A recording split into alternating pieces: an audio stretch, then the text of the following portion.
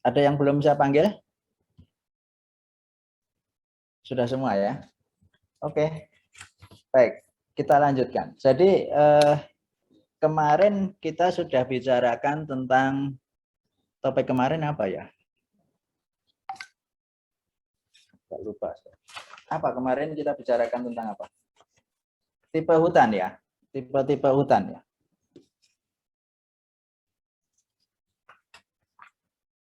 Ya, tipe-tipe hutan. Jadi kita sekarang menjadi paham bahwa kawasan hutan yang ada di bawah pengelolaan, di bawah kekuasaan pemerintah itu sebenarnya ada 3 kelompok besar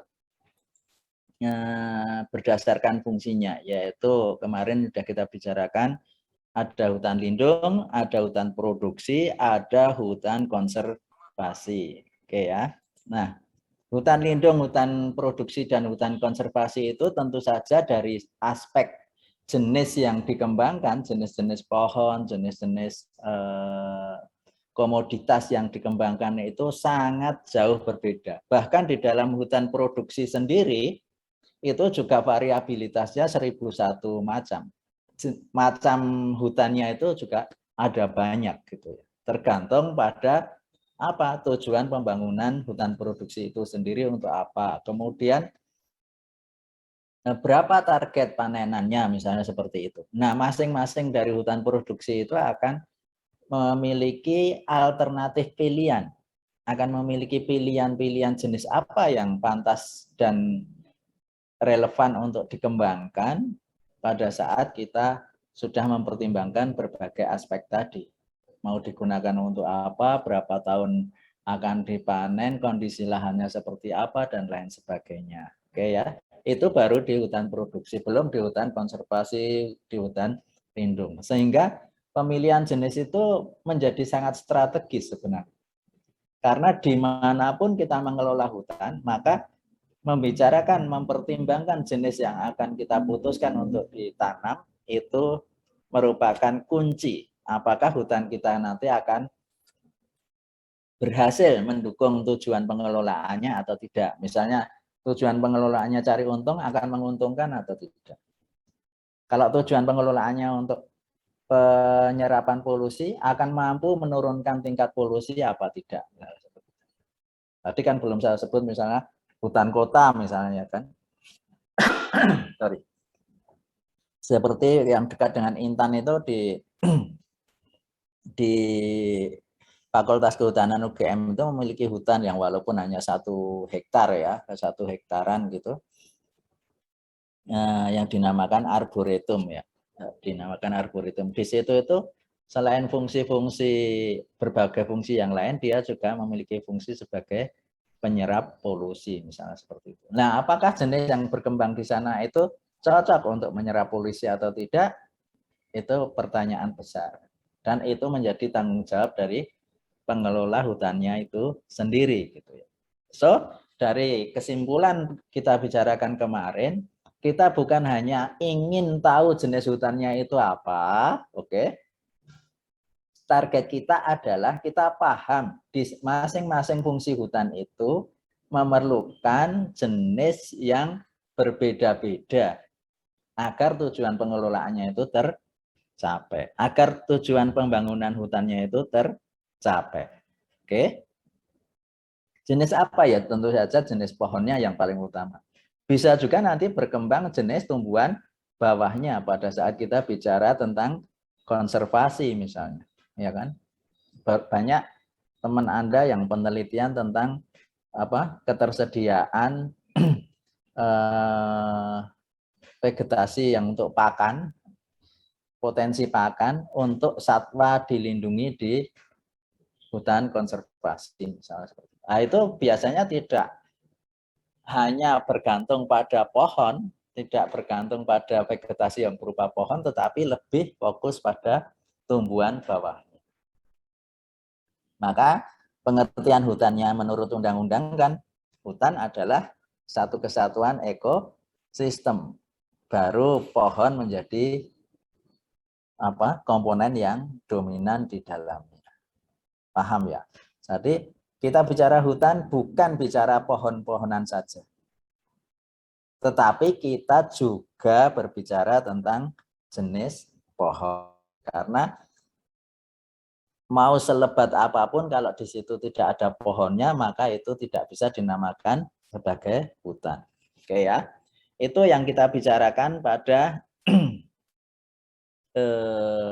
minggu yang lalu. Nah, sebenarnya kemarin ini sudah kita bicarakan atau belum ya? Jadi di dalam kita memilih jenis itu tergantung pada seperti yang kita bicarakan tadi, tujuan penggunaan, apakah lahannya sesuai atau tidak, ketersediaan benihnya, penguasaan. Apakah kita bisa memelihara tanaman yang kita kembangkan tadi, itu adalah teknis silvikultur.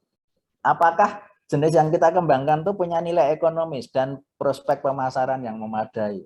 Itu masalah nilai ekonomis. Ya.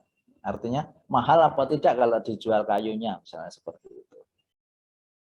Nah, yang ini kemungkinan lebih banyak berorientasi pada hutan produksi. Tetapi juga bukan hanya pada hutan produksi sebenarnya. Pada saat dari berapa orang yang datang? 7 orang, 6 orang. Anda ada yang pernah dengar istilah carbon trade atau perdagangan karbon? Ya, apa itu perdagangan karbon?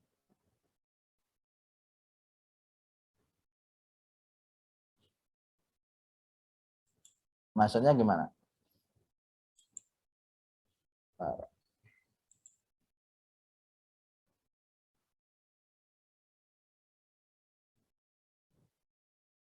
Oke, lah carbon trade-nya di mana? Atau perdagangan karbonnya itu di mana?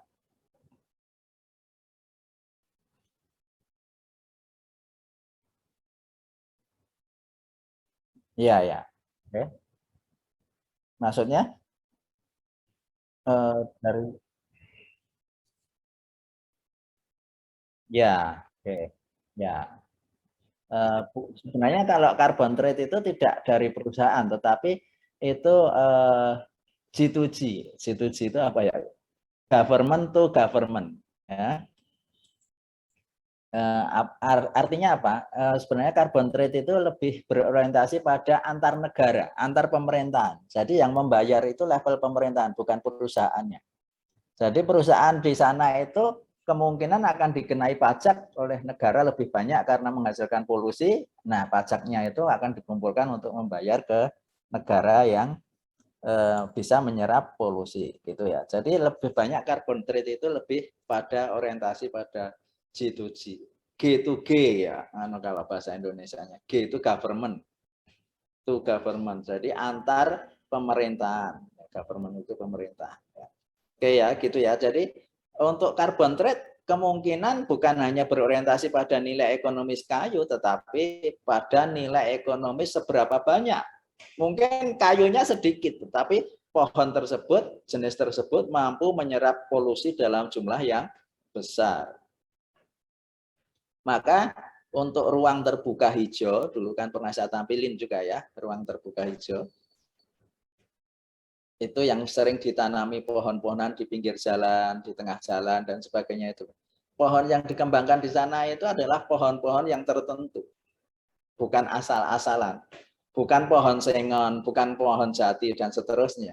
Oke, kenapa kok tidak memilih itu? Karena di RTH itu banyak fungsi selain nilai kayu yang harus dipenuhi, termasuk penyerapan polusi, kemudian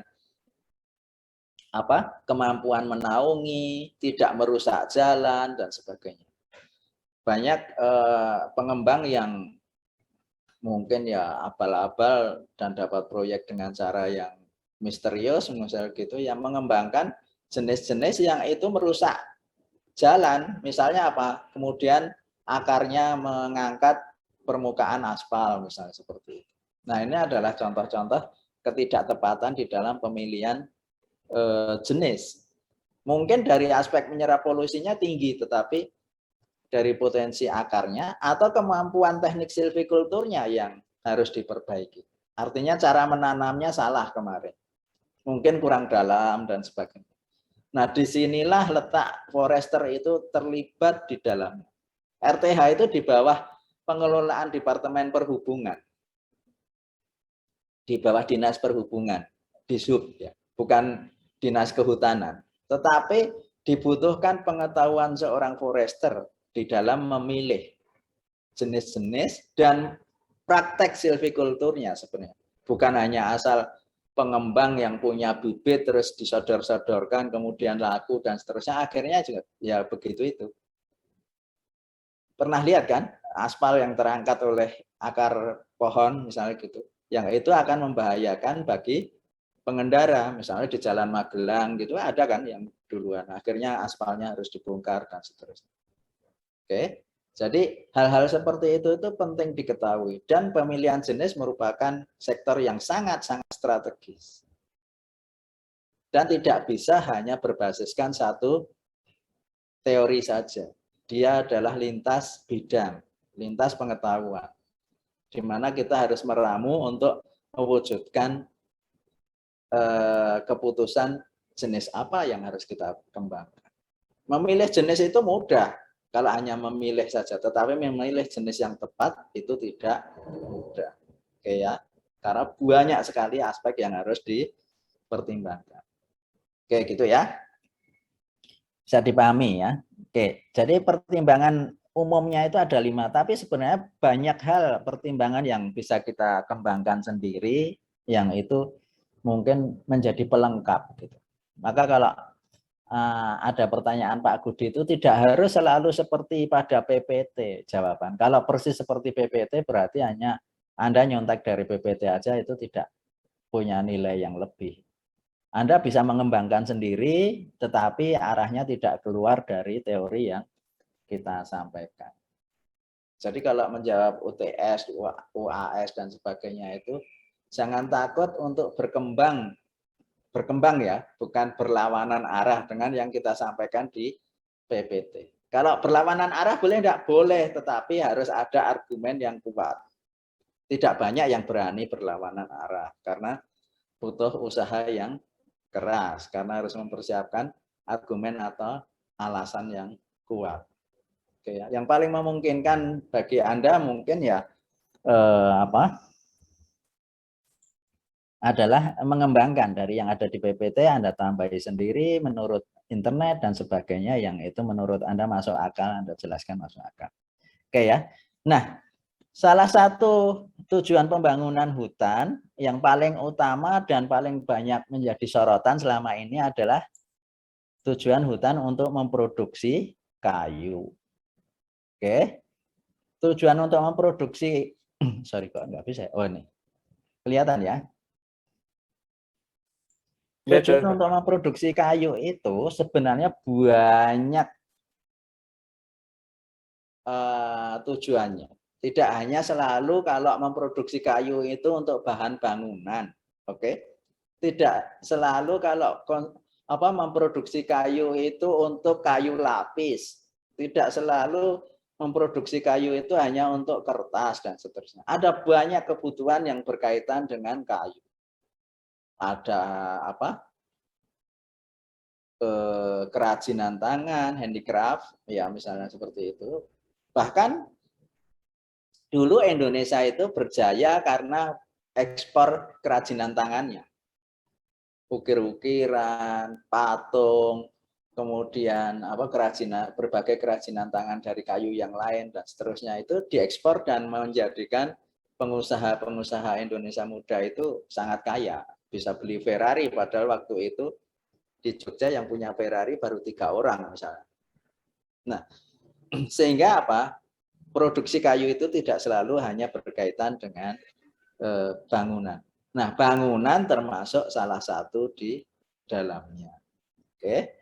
Nah, pada saat kita mengelola hutan untuk menghasilkan kayu untuk tujuan konstruksi, itu tentu saja kita membutuhkan spesies atau vegetasi atau komoditi yang berbeda dengan saat kita mengelola hutan untuk tujuan menghasilkan pulp and paper, pulp dan kertas misalnya. Oke.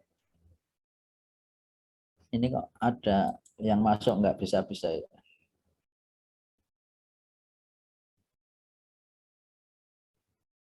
Oke ya. Jadi jenis yang kita supaya apa? Kita supaya tidak lepas dengan tali apa benang merah pembicaraan di di mata kuliah ini selalu saja kita berbicara tentang jenis apa yang harus kita pilih. Dimanapun kita berbicara. Oke. Apa alasannya kok jenis tersebut dipilih? Kenapa tidak memilih jenis yang lain? Selalu dikaitkan dengan itu. Walaupun kita sedang bicara bahan bangunan, kita sedang berbicara pulp kertas, kita sedang berbicara konservasi, kita sedang berbicara perlindungan, upaya apa? Pengelolaan hutan lindung dan lain sebagainya. Oke ya. Jadi salah satu tujuan pembangunan hutan yang sebenarnya beberapa tahun dulu itu yang menjadi apa ya, garda depan ekspor kita adalah di konstruksi, yaitu menghasilkan kayu untuk tujuan konstruksi. Konstruksi itu ada banyak, oke? Tidak hanya berupa bangunan rumah, tetapi konstruksi itu juga bisa jembatan, bisa apa lagi? Rel kereta api, bisa apa lagi? Dermaga, ya kan? Bisa apa lagi? Apa lagi untuk konstruksi selain jembatan, dermaga, rumah? Apa lagi, Mas? Ada yang tahu?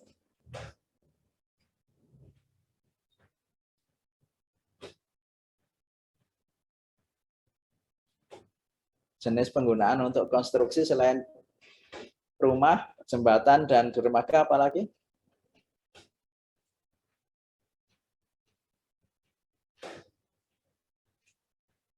Ada yang tahu?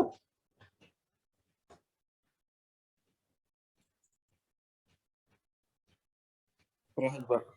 Apa? Perahu. Untuk perahu. Iya, Kenapa Pak. kalau perahu kok menurut Mas Ronaldo kok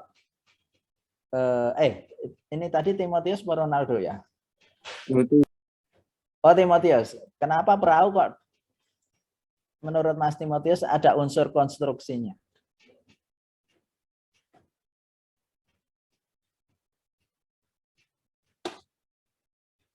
Kenapa, Mas? Kenapa kok di perahu termasuk konstruksi? karena untuk Alasannya? pemilihan kayunya, Pak, pakai jenis kayu tertentu Ya tertentu yang bagaimana menurut kamu? yang tahan terhadap rayap dan air, Pak. Apa di perahu banyak diserang rayap? Kamu kan sedang bicara tentang perahu ya, Mas Timotius ya? Iya, Pak. Halo, Mas Timotius. Pak. Iya ya, bicara tentang perahu kan ya? Kenapa Iya, kok Pak. tentang perahu ini berkaitan dengan konstruksi? Karena apa?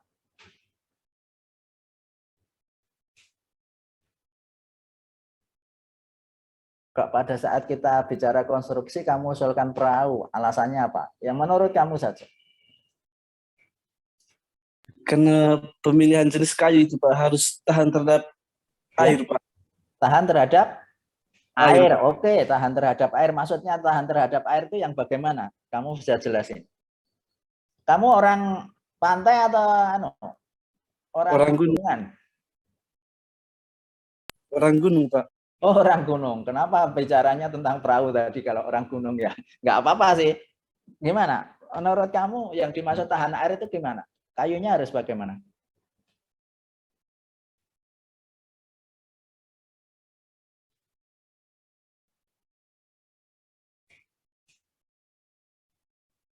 Kalau kamu milih kayu yang tahan terhadap air itu kamu milih kayu yang bagaimana?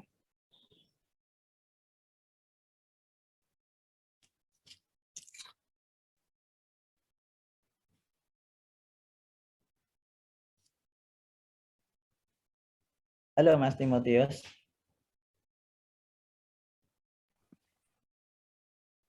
Yang bagaimana Mas Timotius?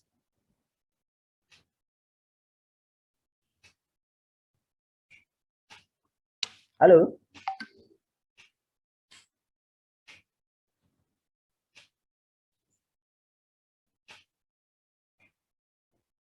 Atau yang lain, selain bangunan, dermaga untuk jembatan, kebutuhan konstruksi yang lain misalnya bidang apa? Untuk apa? Kayu untuk apa? Kesenian, Pak. Kesenian? Ya, Pak. Kalau konstruksi itu biasanya berkaitan dengan sifat yang bagaimana? Yang kayunya keras, Pak. Keras. Kalau keras, kayunya akan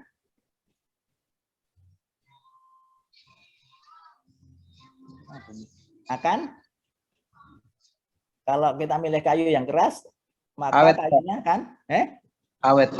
awet. Selain awet juga apa? Berkualitas, Pak. Ayo kualitas itu apa? Kuat, ya kan? Kalau di kesenian apa butuh tentang kekuatan dan keawetan? Butuh enggak, Mas Ronaldo? Butuh, Pak.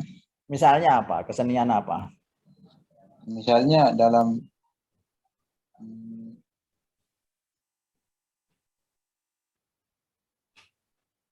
Dalam apa? Misalnya.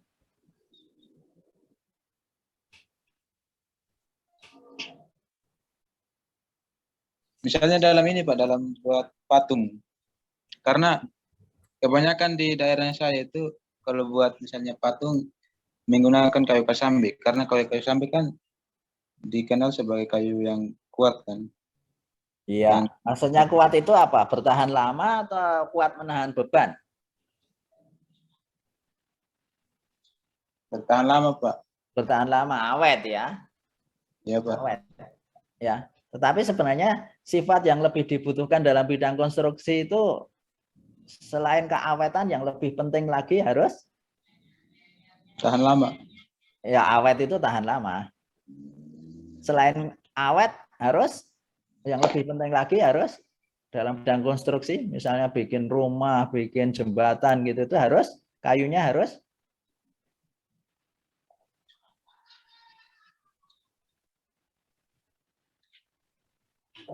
apa? Ada yang tahu? Yang lain? Oh ya, kalau mudah dibentuk di selain konstruksi juga butuh mudah dibentuk ya. Misalnya untuk kerajinan, untuk seni, untuk anu kan mudah dibentuk.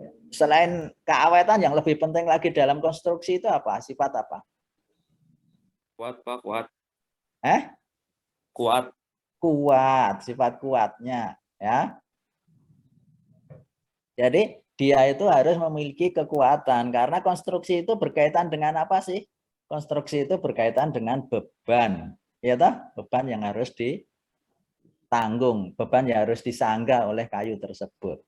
Oke. Jadi kalau misalnya untuk patung dan sebagainya itu tidak awetnya tetap butuh, tetapi itu bukan bidang konstruksi karena dia tidak menanggung beban yang menjadi tugas utamanya. Tapi kalau kamu membuat rumah untuk belandar, untuk atap dan sebagainya itu kan menahan beban genting dan sebagainya, ya kan? Tiang itu kan menanggung beban atap, ya kan? Secara keseluruhan dan seterusnya. Itu adalah bidang konstruksi. Belandar untuk apa? Gagar untuk jembatan misalnya, itu menanggung beban mobil yang lalu lalang atau kendaraan yang lalu lalang misalnya seperti itu. Itu bidang konstruksi. Oke ya. Nah, di bidang konstruksi itu maka kayu yang bagaimana? Ini ada contohnya barangkali. Mungkin Berarti mari masuk konstruksi.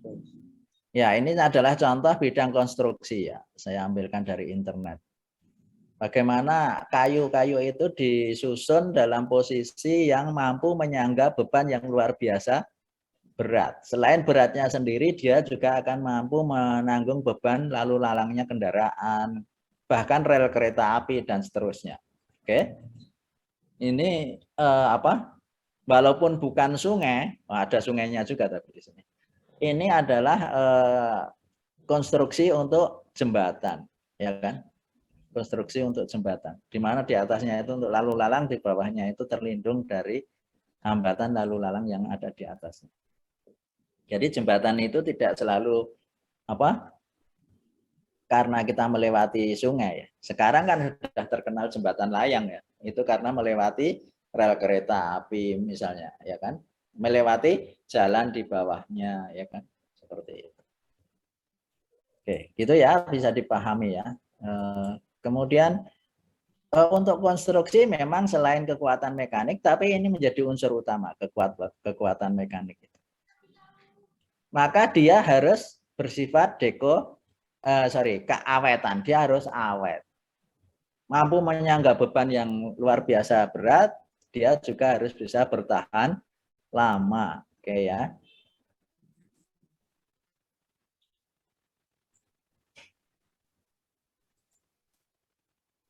Ini kok ada mahasiswa yang masuk kesulitan terus ya. Oke ya, dia harus mampu menahan beban itu dalam jangka waktu yang lama. Aduh, mana tadi? Sorry. Oh, ya.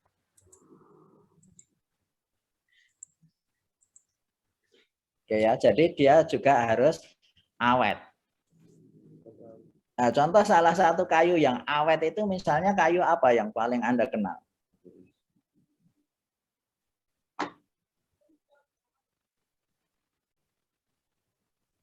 Sebutkan 3 kayu yang awet. Ulin, Pak. Ulin. Ini mau saya tunjukin. Ini contoh kayu ulin. Ya, dipakai untuk apa? Dipakai untuk papan lantai, ya misalnya dipakai untuk papan lantai yang itu berkaitan dengan kelembapan dan seterusnya, sehingga dia dibutuhkan kekuatan dan keawetan yang cukup tinggi. Selain ulin, apalagi? Bengkirai. Bengkire. Bengkire itu awet ya. Menurut siapa tadi? Siapa yang usul bengkire tadi?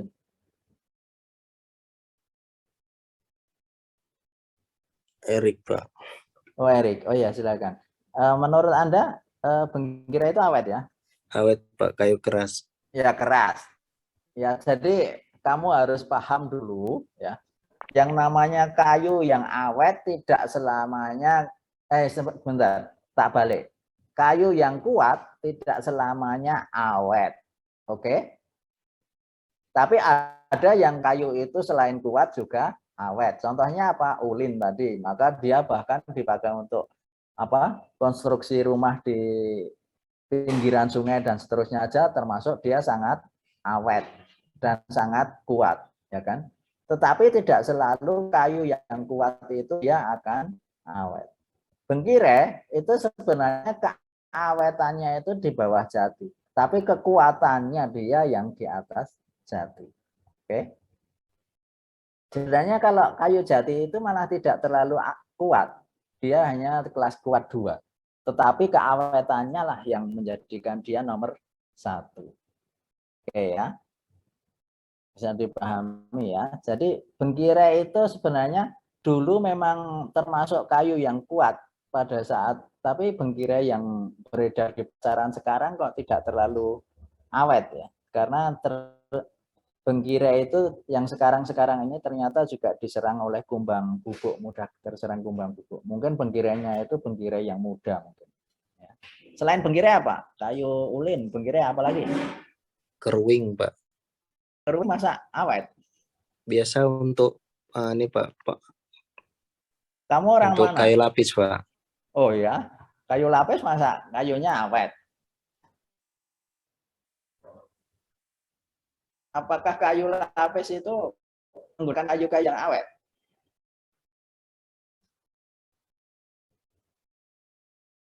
Tidak Pak, lebih tepatnya Tidak, berarti tidak seratnya awet, ya lebih kan? banyak Pak. Oke, apalagi? Selain ulin, bengkira, apalagi?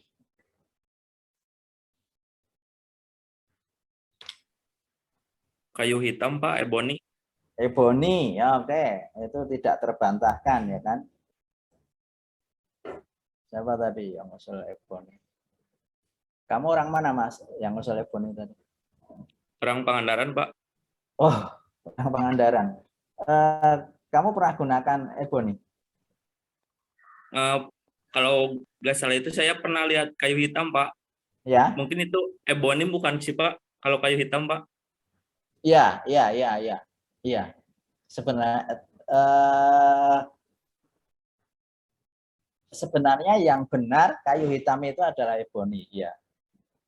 Tapi banyak orang salah menganggap ulin itu kayu hitam. Padahal sebenarnya ulin itu dianggap kayu besi karena beratnya, ya kan? Ebony, apalagi di tempatmu banyak kah ebony masih, Mas Jayanto? Kurang tahu ya Pak. Kalau kemarin sih pas waktu PKL ada beberapa Pak gitu Pak, Di mana? tempat PKL di Cagar Alam Pangandaran Pak. Oh, di Pangandaran ya. Oh, Iya. iya, kalau di daerah-daerah Pangandaran ya banyak ebony ya. Oke, selain itu apa lagi? Damar apa kuat? Dari mana? Apa kuat dan awet kayu damar? Enggak. Tidak kuat dan tidak awet kayu damar itu. Oke, ya. Jadi intinya bahwa untuk kebutuhan konstruksi, maka kalau konstruksi itu adalah konstruksi jembatan yang outdoor itu biasanya dua komponen utama yang harus muncul, yaitu kekuatan. Yang kedua keawetan. Itu bergabung satu dengan yang lain. Di PPT-nya Pak Budi kok ada tulisan dekoratif? Iya, dekoratif kalau itu dipakai untuk konstruksi bangunan rumah. Misalnya apa? Untuk kusen jendela, untuk kusen pintu, misalnya seperti itu. Ya, itu maka dibutuhkan nilai-nilai dekoratif karena itu akan memperindah bangunannya. Oke, tapi kalau untuk gelagar rel kereta api ya tidak perlu dekoratif, tapi yang cukup yang awet dan kuat dan seterusnya. Nah, ini penting Anda pahami, konstruksinya itu akan dikonstruksikan kemana saja itu akan membutuhkan jenis kayu yang berbeda. Tahu ya maksudnya? Paham ya? Oke ya, jadi jenis apa yang harus kita pilih tergantung ini mau untuk konstruksi kusen jendela dan pintu atau untuk gelagar jembatan dipakai untuk bantalan rel kereta api itu berbeda-beda kebutuhan karakteristik sifatnya sehingga kita harus mengembangkan komoditas atau jenis pohon yang seperti apa, jenis pohon apa saja yang harus kita kembangkan, yang bisa kita pilih itu tergantung pada itu tadi. Tujuan kita mau digunakan secara spesifik walaupun konstruksi yang mana. Itu akan lebih mendetailkan pilihan-pilihan kita. Oke ya, bisa dipahami ya.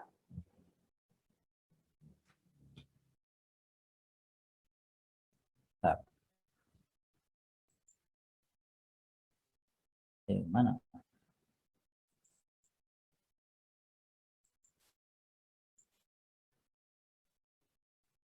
Terus sudah. Gini. Nah,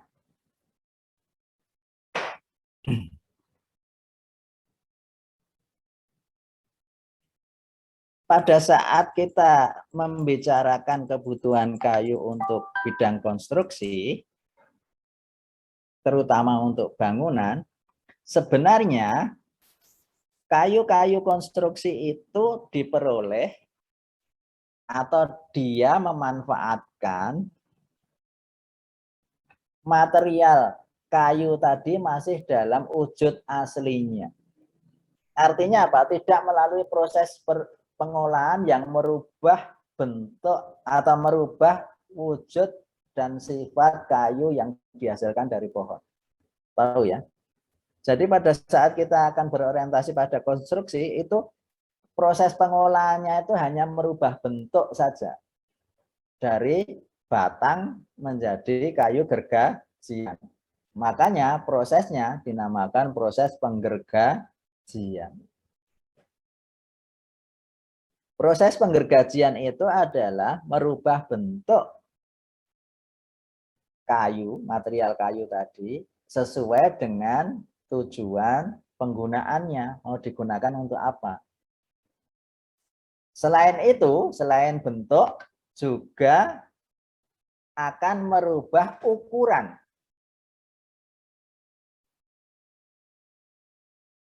Ya, nomor 2, ukurannya akan dirubah. Ukurannya seberapa? Kan tidak semua konstruksi baik bangunan maupun jembatan kan menggunakan batang secara utuh seperti ini, ya kan? Maka dia proses penggergajian itu selain merubah bentuk, dia juga merubah ukuran. Sesuai dengan di tempat mana tujuan penggunaannya itu. Butuh pada material kayu dengan bentuk seperti apa dan ukuran berapa. Baik tebal, lebar maupun panjang. Satuan volume itu kan ada ukuran gabungan dari ukuran panjang, lebar, dan tebal atau tinggi. Ya. Jadi yang dibutuhkan pada saat untuk tujuan konstruksi itu adalah merubah bentuk dan ukuran melalui proses yang dinamakan dengan proses penggergajian. Wujud materialnya masih asli seperti yang dihasilkan dari pohon, tidak dirubah. Berbeda nanti kalau dipakai untuk pulp kertas, dipakai untuk pembuatan kain. Jangan dikira ya, Anda harus tahu bahwa ada bahan kain itu yang dihasilkan dari kayu. Ini ada yang dari Papua, Anda ya? Siapa yang dari Papua? Enggak ada ya? Oh, ini ada. Ruben dari mana, Ruben?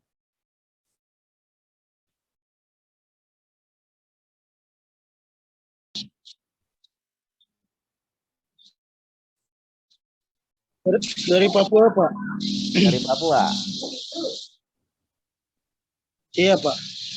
Kamu kalau di Papua itu ada pakaian adat yang dari kayu enggak?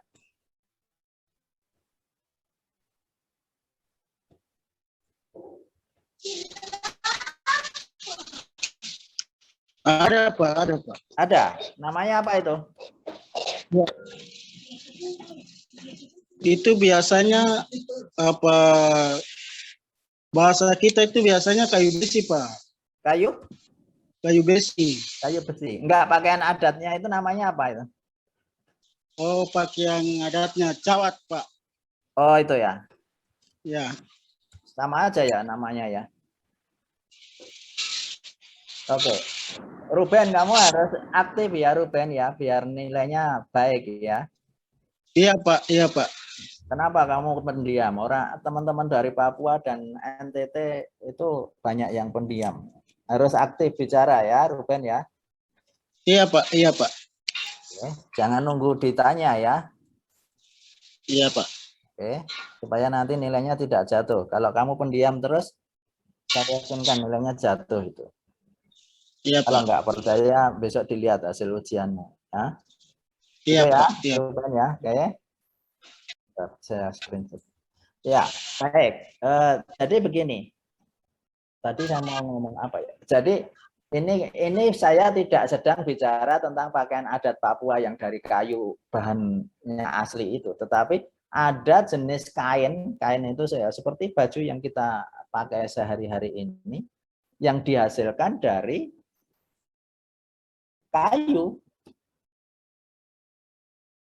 Jadi kalau Anda itu pernah dengar bahan spandek itu sebenarnya dihasilkan dari bahan kayu, bukan dari kapas atau dari polyester, bukan. Tetapi itu dihasilkan dari kayu. Kita kan nggak nyangka bahwa kayu bisa menghasilkan kain. Ya kan? Besok kita jelasin lebih dalam. Oke, begitu ya.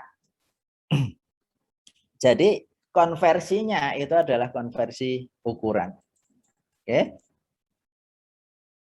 Nah, untuk kebutuhan konstruksi kayu, itu sifat apa saja yang perlu diperhatikan? Yaitu adalah sifat kimia, sifat struktur dan anatomi kayu, dan sifat fisika, juga sifat mekanika.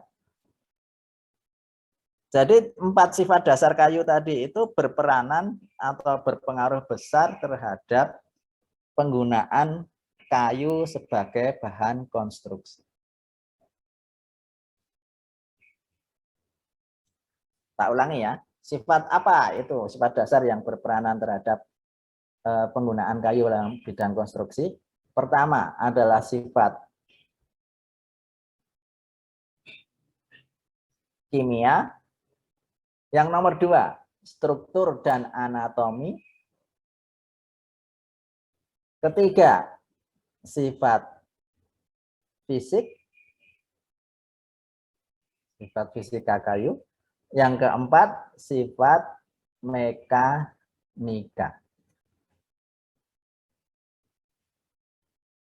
Oke?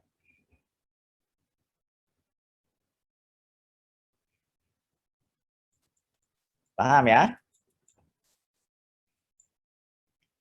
Nah, besok kita bicarakan satu persatu. Tugas Anda sekarang adalah, mana? Kok nggak ada? Harus saya insert ini ya.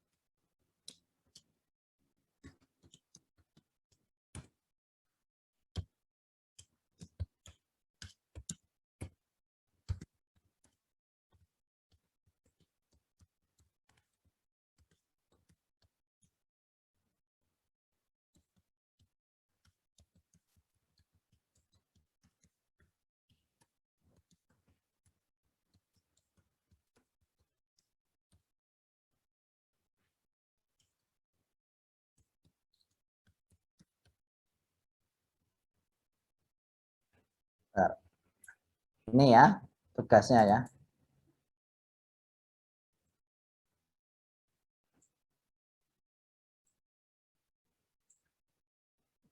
Anda jelaskan satu persatu 4 sifat yang kita sebutkan tadi.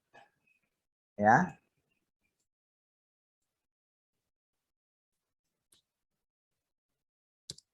Dikumpulkan. Aduh.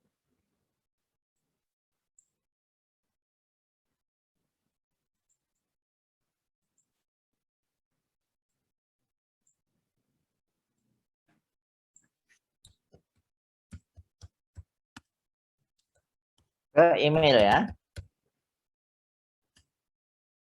Paling lambat jam 24 nanti malam. Oke.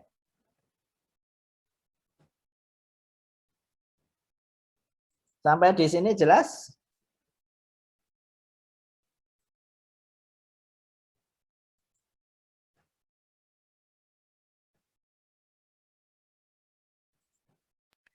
Jelas Pak. Oke. Kalau jelas, saya pikir cukup sekian. Silakan dikerjakan. Jangan pernah saling menyontek. Kalau ada pertanyaan, silakan. Ada pertanyaan? Ruben mau ngomong?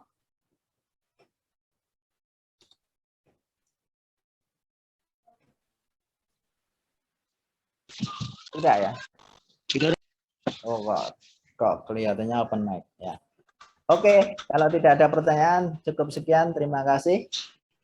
Kalau Ya, oh ya, Pak. tahu ya. Bertanya dengan Ya. presentasinya. Halo, apa?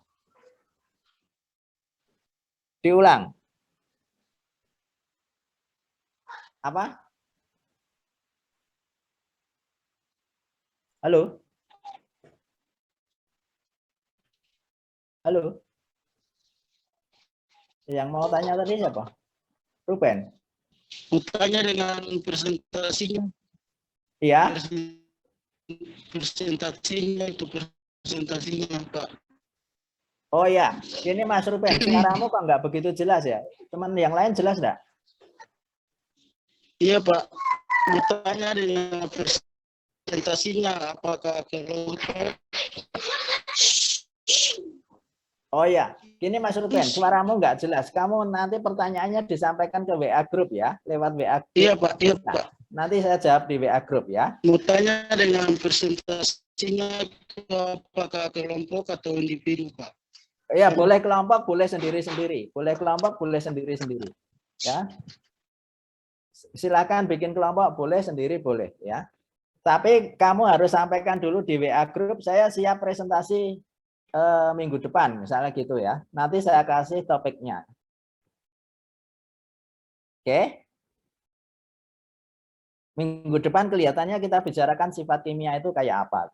Ya, sifat kimia kayu itu apa saja. Dan pengaruhnya gimana di dalam pemilihan untuk konstruksi. Ya. Tapi nanti saya kasih topiknya. Kalau ada yang, ini saya ingatkan lagi, kalau ada yang mau presentasi silahkan bikin pernyataan di WA Group, baru saya kirimkan topiknya. Karena kemarin kita kirim topik, tidak ada yang presentasi. Oke, kalau tidak ada yang presentasi ya kita kuliah seperti biasa ini aja. Ya.